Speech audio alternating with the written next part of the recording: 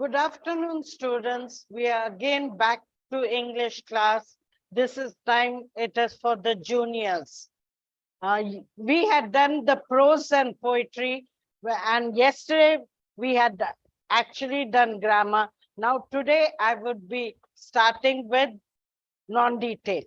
Non-detail are very easy. They are short stories, easily understand, you can understand them, and in non-detail you do not have annotations. It's only question and answers and comprehension passages. We shall start with the first lesson, that is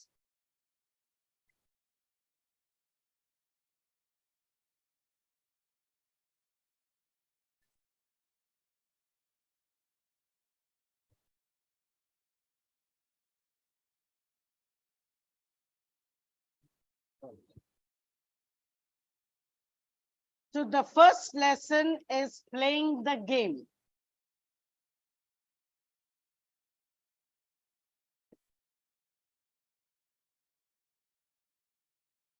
And this was written by Arthur Mee.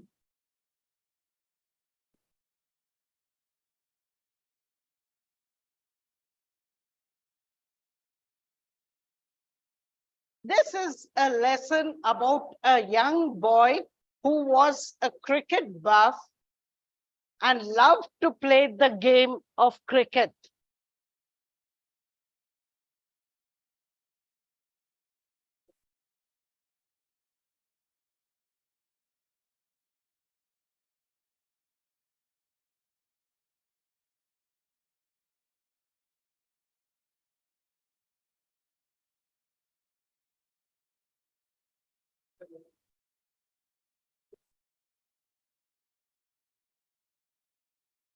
Okay.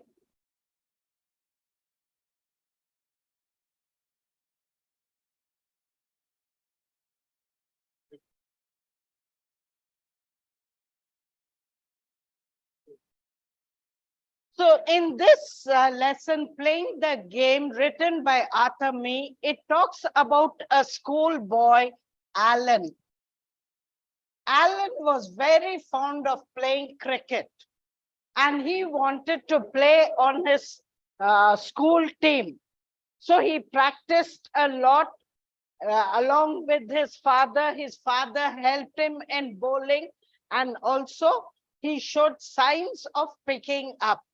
So the father also was happy for his son, and son also wanted to play on his school team. And when he was selected for the school team, both the parents as well as Alan were very, very happy. He had really shaped well in his bowling, and his father promised him that if their team won, he would buy a new bicycle. So this made Alan even more excited. He really wanted to win this, not only for his parents to be proud of him, but also that his father would buy him a bicycle. On the day of the match, he woke up early and set out towards the ground. His mother waved him off, wishing him all the best. And as he was walking on the road, he came across an old man. This old man was struggling to walk.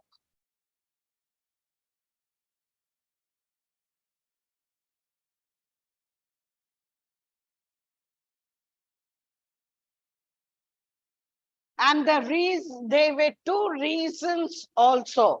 One thing, it was slightly uphill.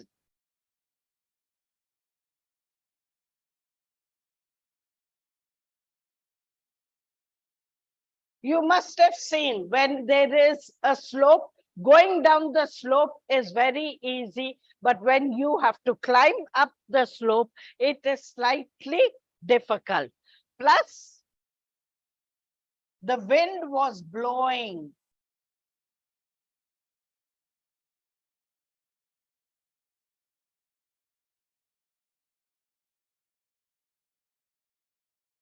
Towards him.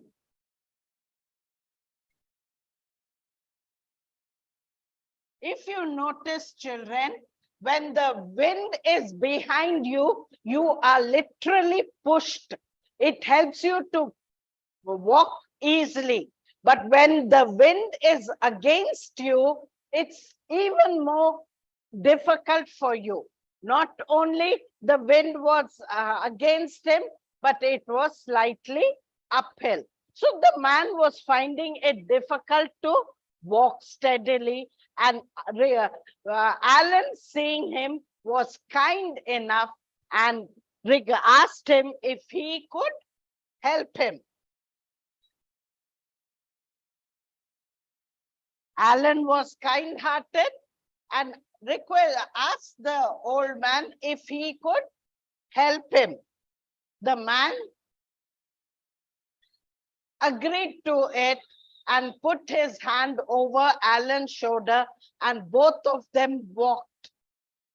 When Alan asked him if he could help, it was because he had lot of time. He had set off early, and he knew that if he runs fast, he could make up for the lost time. If he runs fast, he could make up for the lost time, and agreed to her. Seeing the old man in difficult, being kind-hearted, he went out of the way to help the old man.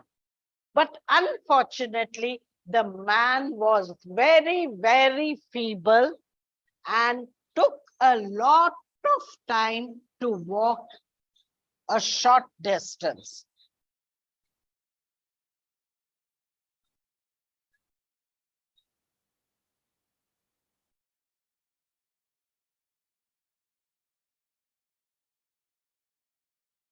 To walk a short distance,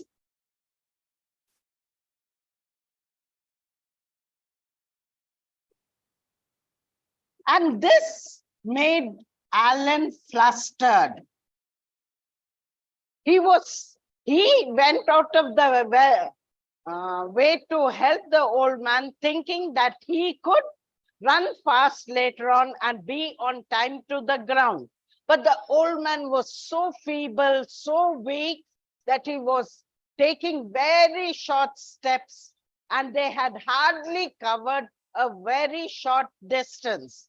And this made Alan flustered. He knew he was going to be late, and by now the captain would be wondering where he was. All the team members would have already gathered over there. So not knowing what to do, Alan asked the old man where his house was and that he needed to go to the sports ground. But the old man did not reply. Probably with the wind blowing, he did not hear what Alan spoke. He did not reply. So Alan went closer to him and spoke in his ear, asking him where he lived. So the old man said, just up the hill and round the corner. Now Alan was in panic. He knew he would definitely not have time to reach the ground on time. It was still a long way away and round the corner, meaning it would take him ample time to reach that ground, because the man was very, very slow, taking very small steps. And in the meantime, the old man faltered and fell down. There was a loose stone, and not seeing that, the man tripped over the loose stone and fell to the ground. And he could not get up. And he knew that Alan was in desperation to reach the ground. So he quickly took hold of Alan's hand and asked him, "You are not going to leave me, are you? I cannot be alone." So Alan promised him that he would not leave him alone and sat down next to him, wondering who would come by, if anyone, because if anyone passes by, he could hand over the old man to him and run fast towards the ground.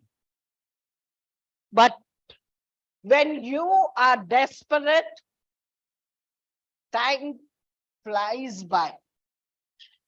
It was as if hours had passed by and no one came. Alan was desperate, and finally, and merry old gentleman, police officer, policeman,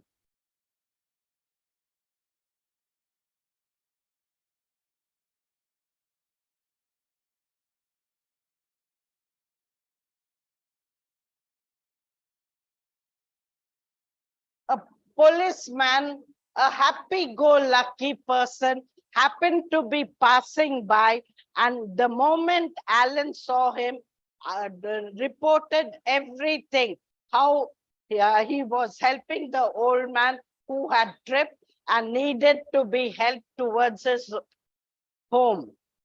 The policeman was happy, pleasant, and promised Alan that he would see the old man to his place.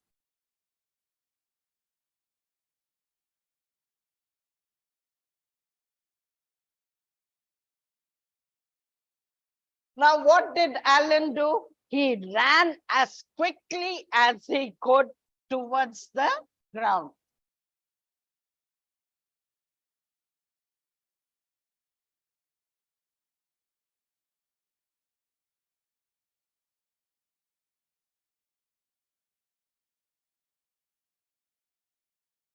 He ran quickly towards the ground, but unfortunately, the game had already started.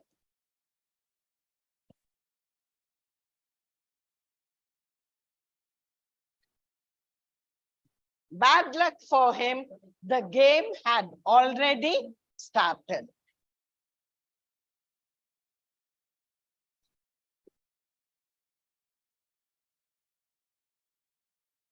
Some other person had taken his place.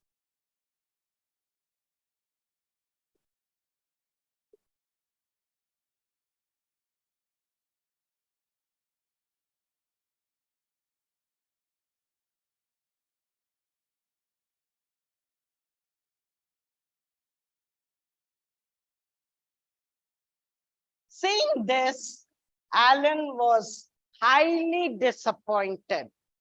He had so much hopes of winning the game and also making his parents proud and getting a new bicycle. But now he was disappointed, and not only that, the teacher scolded him for not coming on time.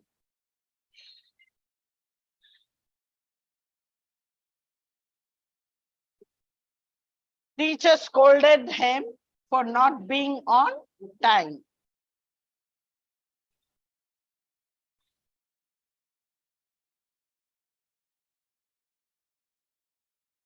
So, disappointed, he returned home.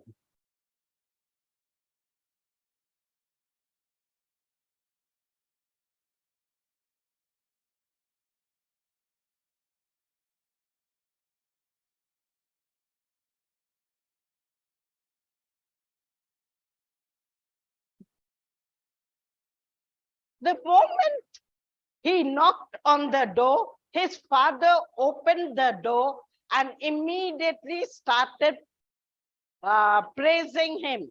He patted him on his back and said, "Well done, son. We are very proud of you."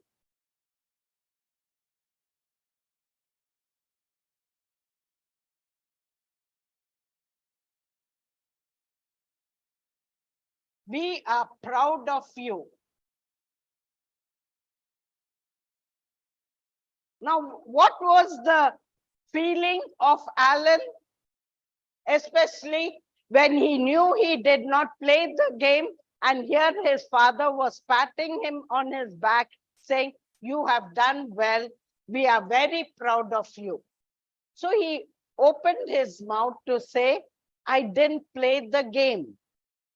But the father understood and he said, "Yes, you were playing another game. Yeah, I came across the policeman. After Alan had run away, his father was passing by and came across that old man and the police man. And the policeman had told Alan's father how Alan had helped the old man. So the Alan's father was very happy that his son had helped an old man. He was generous, not worrying about the match, had actually sacrificed his time to go out of the way to help an old man. So immediately he went to the market, bought a new bicycle for his son. So when Alan actually, who was disappointed when he heard this, he was very, very happy that he got that his parents were proud of him and also had presented him with the new bicycle. Next day, when he went to the school, he was even more surprised. He hadn't told anyone, but how the students, his classmates, came to know, he couldn't understand, but all his classmates cheered him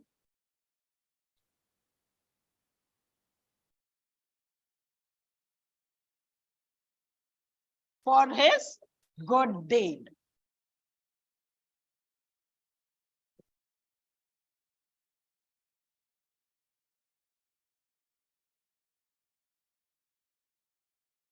So here the author wants to tell you that in life there are times when people sacrifice themselves to help others. This is a worthy deed of any person.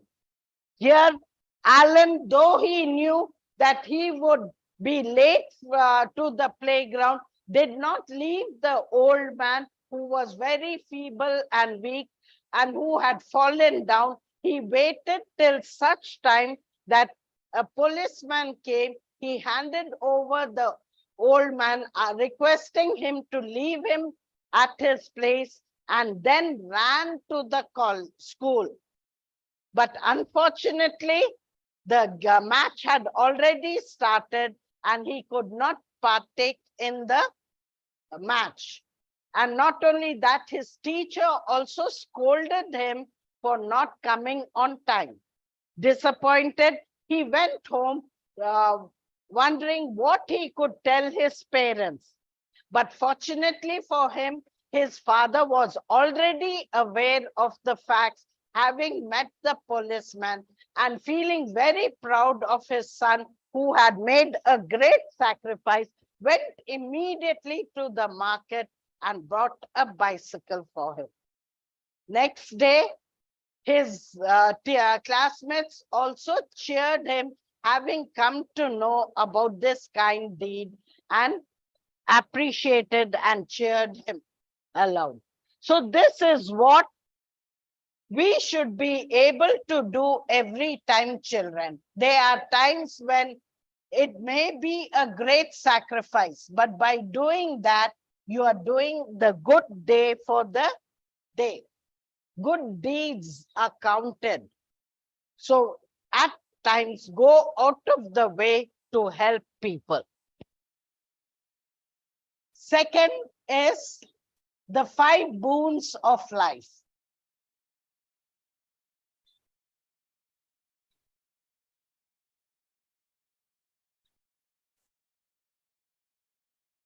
By Mark Twain.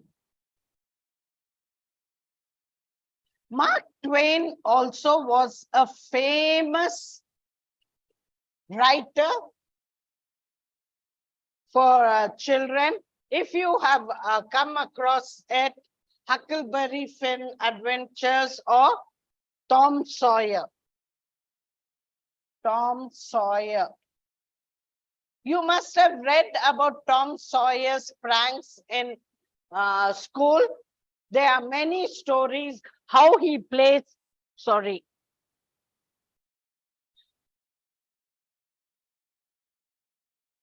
Tom Sawyer. He lived with his aunt Polly and younger brother Sid and was always up to mischief. He hated going the proper way, and his best friend was Huckleberry.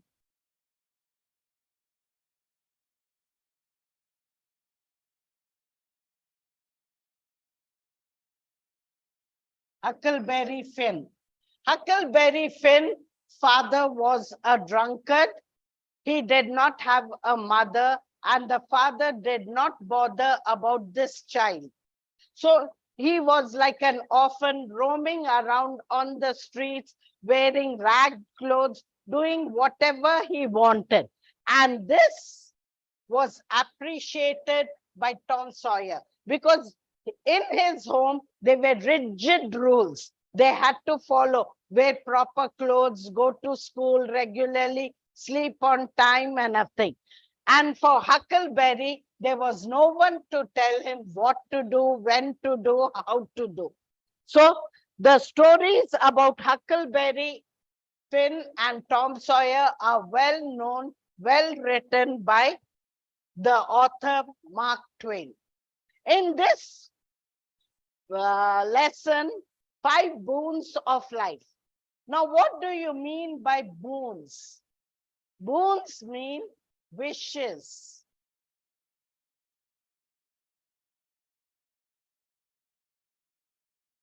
This is actually addressed by an angel towards man.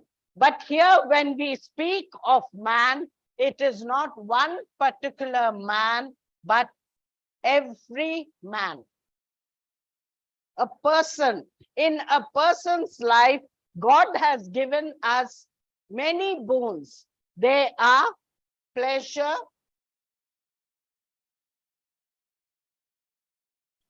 love, fame, wealth, and death. And man runs after this. All the 5 boons, out of which only one is very precious, the others are just temporary. In this life, it is only temporary. It is death that is precious, but man does not ever acknowledge that. Man is always running after pleasure, love, fame, and wealth. So in this story, a fairy comes to man and asks him with a basket of 5 boons.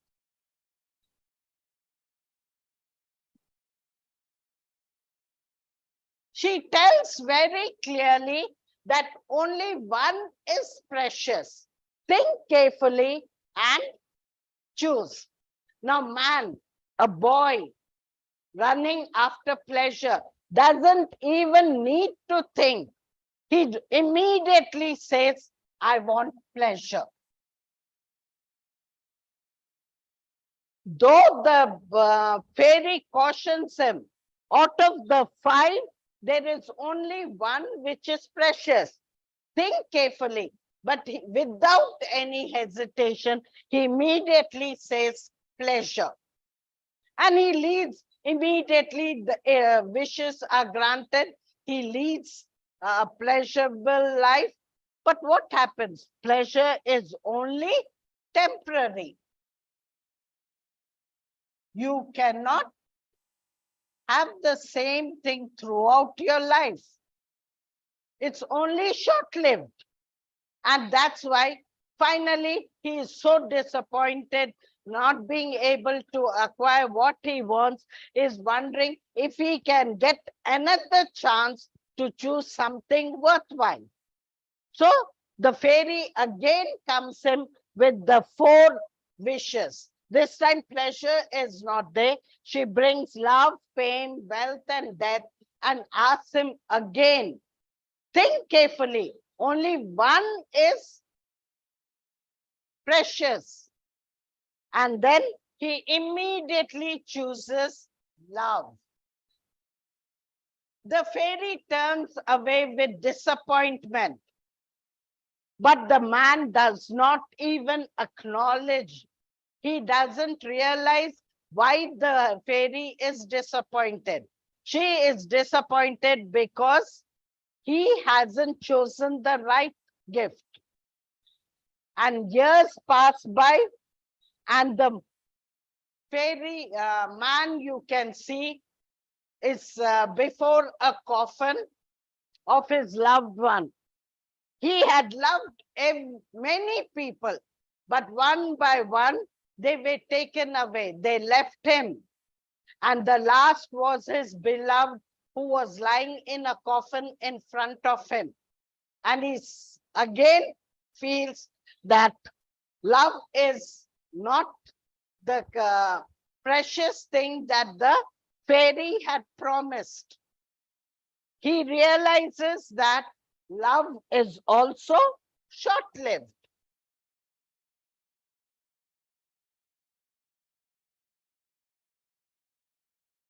Because the people whom he loved, had left him one by one, and he was all alone. So when he sees that, the fairy comes again and asks him to choose again between the 3: fame, wealth, and death. So this time he thinks fame, becoming famous. You will be well known. So he chooses fame. But you should realize the more famous you are, there are many people who would pull you down. They'll be waiting to see you make a mistake so that they can pull you down. So here also he became very famous. But what happens? With fame, you make a lot of enemies. Your reputation is spoiled. And that's how he was no longer popular with the people.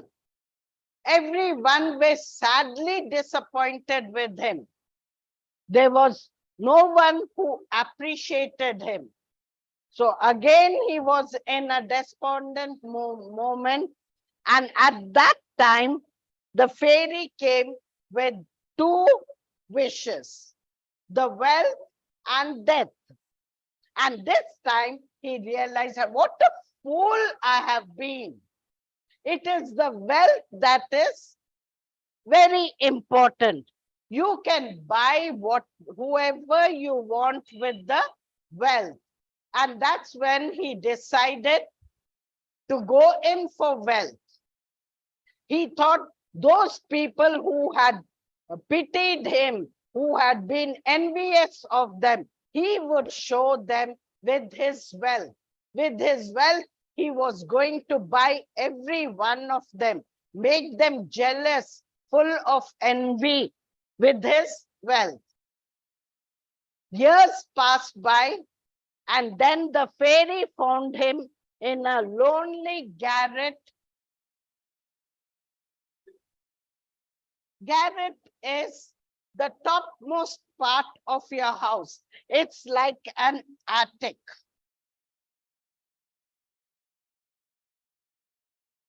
Usually, houses have sloping roofs.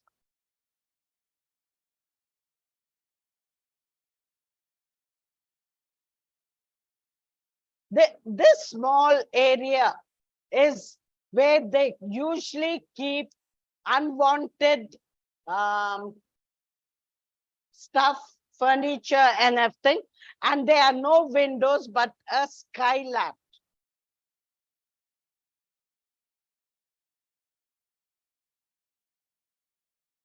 A pane of glass is there through which the light filters. So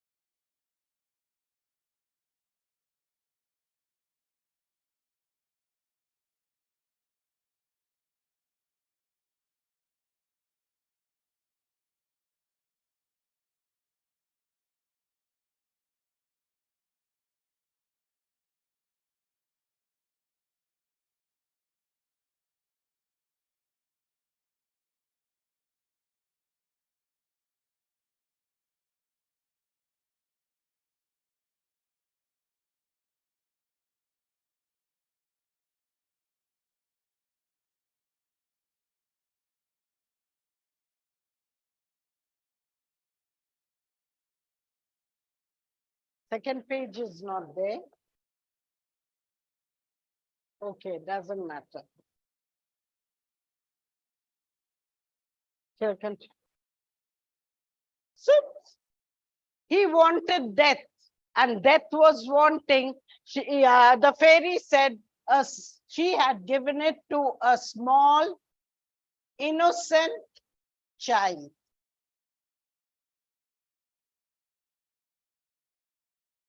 Who was a mother's pet.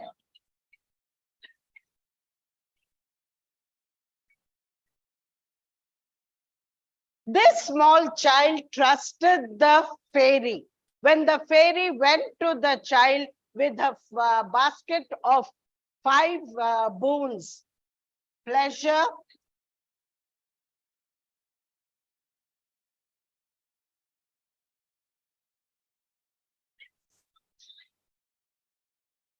pleasure, love, fame,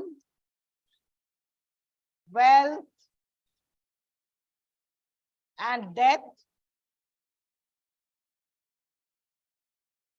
Unlike the man who had chosen one after the other, the innocent child asked the fairy to choose for her, and the fairy chose death for the innocent child.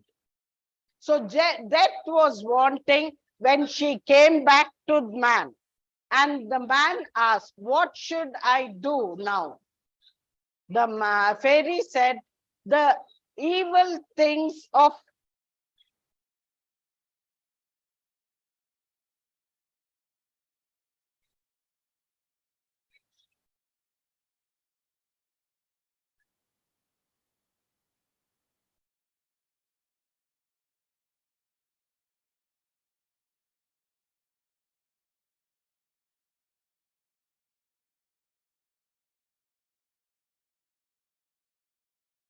because once when you reach old age, it is you lead a very miserable life.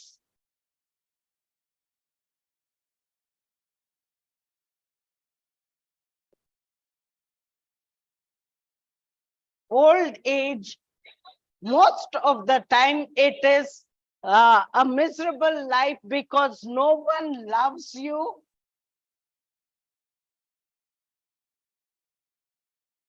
Or pay attention to you, talk to you. You feel very lonely. You are very lonely.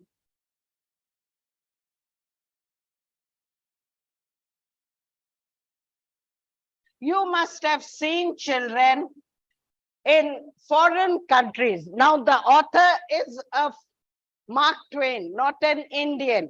You have to go by their culture and tradition. As you know, in foreign countries, the child is independent right from his childhood. He is very, very independent.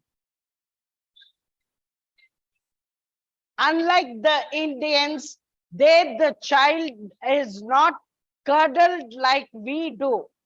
The child has his own room since infancy. They have a nursery, maybe with lots of pictures, lot of storybooks, and a big crib. The child is put in the crib and plays around with his toys, with his books and everything. When he cries, the monitor informs the mother. The mother comes, feeds the child or changes his diapers. But basically, a child is very, very independent. As a kid, they are not given pocket money. Here, the Indian kids dole out their hands and ask for pocket money. There, the child earns his own pocket money.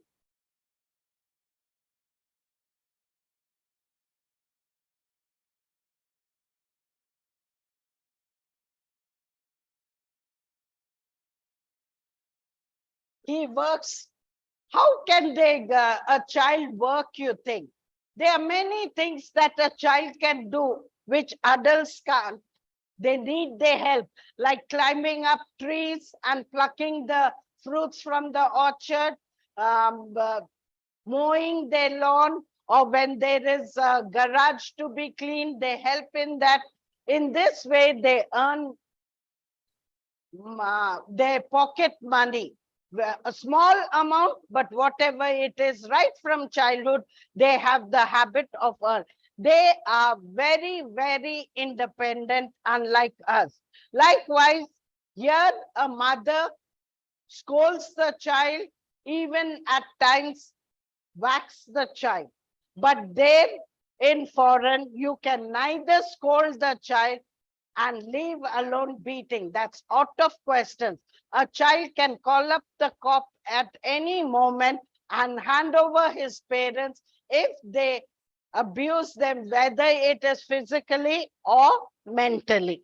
So this is, the child is very, very independent, and in their, when they grow big in their old age, there is no one to look after them. They are put in old age homes, and very rarely the relatives or friends come to visit them. And that's why you lead a very miserable life with no one to talk to them, no one to love or show any kind of sympathy. So that is why death can be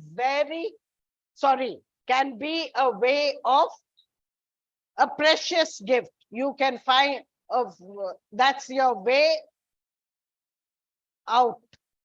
Okay. Otherwise, old age, you can be very miserable. So in this way, the fairy asks the man to choose a good gift, precious one, because only one is precious. She brings a basket of 5 bones, but man is always greedy. He never thinks for himself. He is always wanting more and more. Searches for things that are only temporary and not long-lived.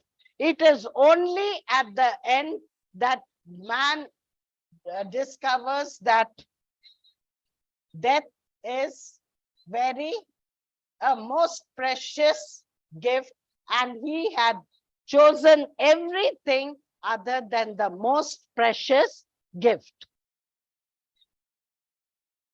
So children, when you choose anything, never be greedy. Man always feels the other side of the field is green. When anyone has anything, we start craving for that thing. We never think what we have is sufficient. God has given us, we have all the limbs, eyes, ears, all our senses are working. We have a roof overhead, clothes to wear, food to eat. But man is always wanting more and more. And in this way, Mark Twain explains the 5 boons of life, which can be very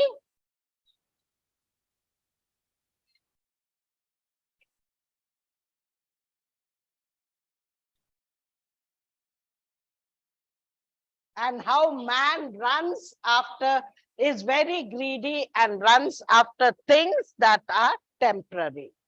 The last one that I would take up today is the short-sighted brothers.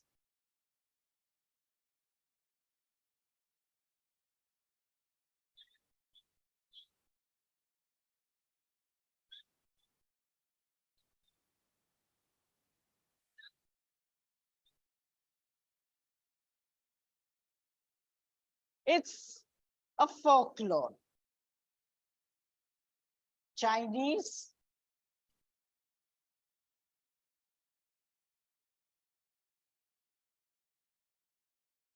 what do you mean by folklore? In ancient times, most of the stories were told by mouth, passed from one person to the other. And that's how legends and epics all come into being. So in this short-sighted brothers, we are talking about three brothers. All the three brothers lived on the outskirts of a Chinese town, and all three were short-sighted. And more than short-sighted, they lacked in morals,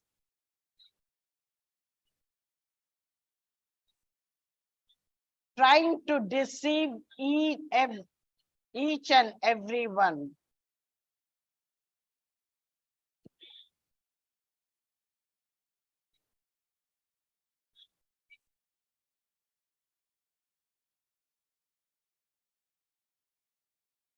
The elder brother, out of this, the elder brother handled the finances.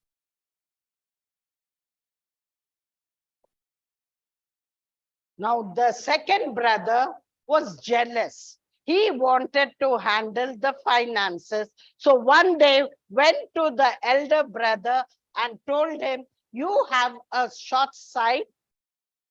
How much money you are getting and how much you are giving, you have no idea because of your short sight.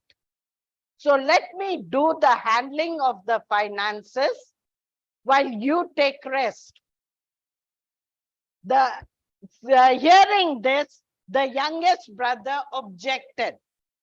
He said, you also have equally short sight. You are no better than the elder brother. Let me handle the finances. While they were quarreling, the elder brother decided,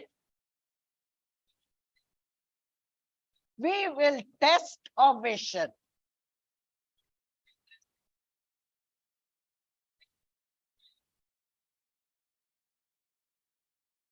To see who has a good eyesight. To do this, he decided that they would test their vision. How would they test their vision? There was a monastery close to their house. You know what a monastery is, children? Monastery is where the monks live.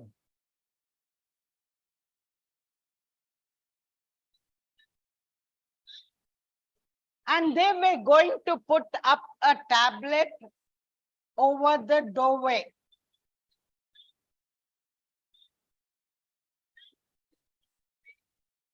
And in that tablet, there would be something written.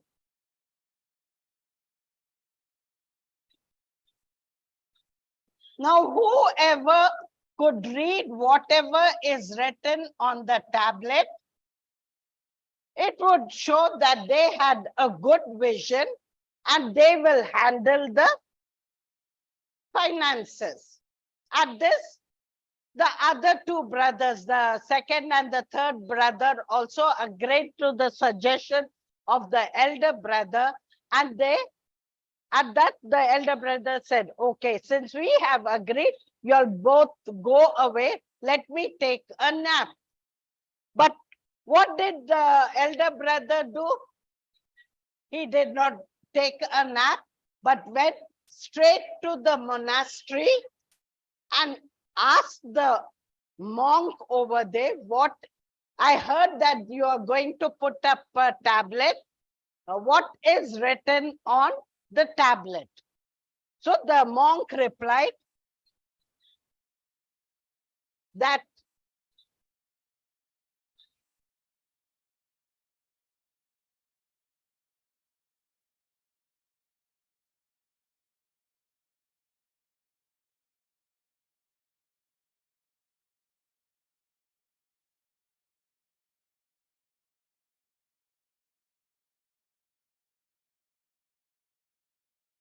On the tablet, it was written as, be honest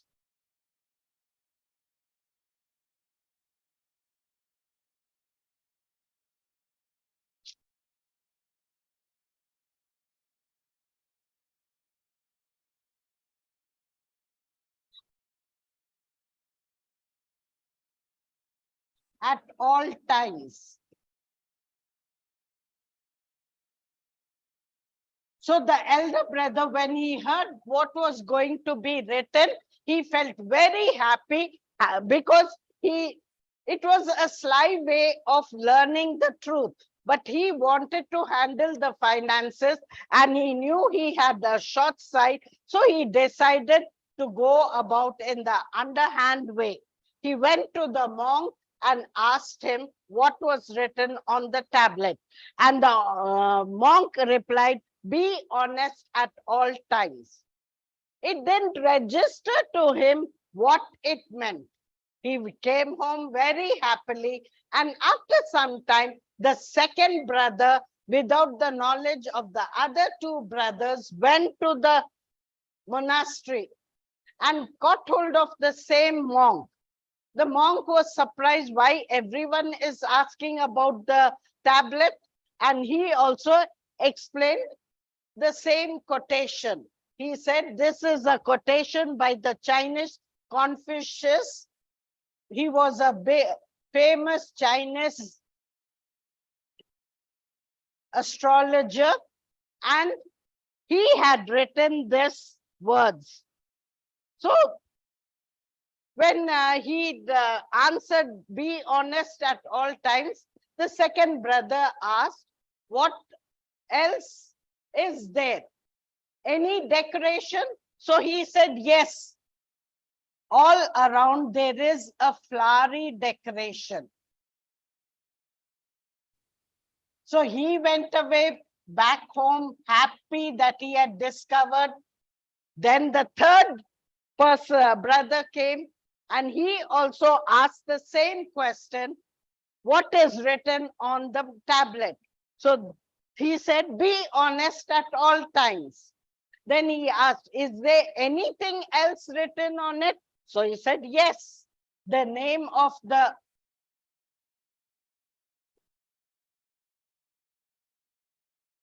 Wangli, the donor who had given the tablet, is written on the right-hand corner of the tablet. He also went back home happy. All three were happy, and next day they set out for the monastery.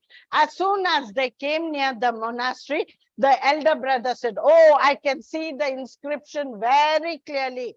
It is written, be honest at all times. So the second brother said, okay, not bad. You have a good eyesight. What else do you see around it? The decoration. So the elder brother said, what decoration? He said, I can see a flowery decoration all around the tablet. So then the third brother said, very good. He claps his hand and he said, but I can see the name of the donor at the side, at the bottom side on the right-hand side.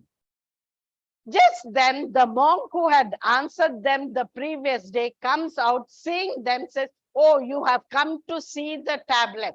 I'm so sorry. Last night we couldn't put up the tablet. We are going to put it up tonight.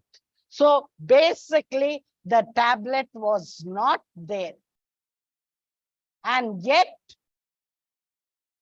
these brothers said that it was written and all description was given. And that's when they realized that they had been very foolish, and it did not register to them what was actually written there. Be honest at all times. So this is a moral for everyone. Whatever may be the difficulties that you come across, never give in to lies, because one day or the other, you're caught up with it. So children, be honest at all times, even in your work. When you don't know the answer in the exam, Do not copy from the others. Try to be honest. If you know, write the answer. If you don't know, just leave it alone. Thank you, children. Let's catch up tomorrow. Allah Hafiz.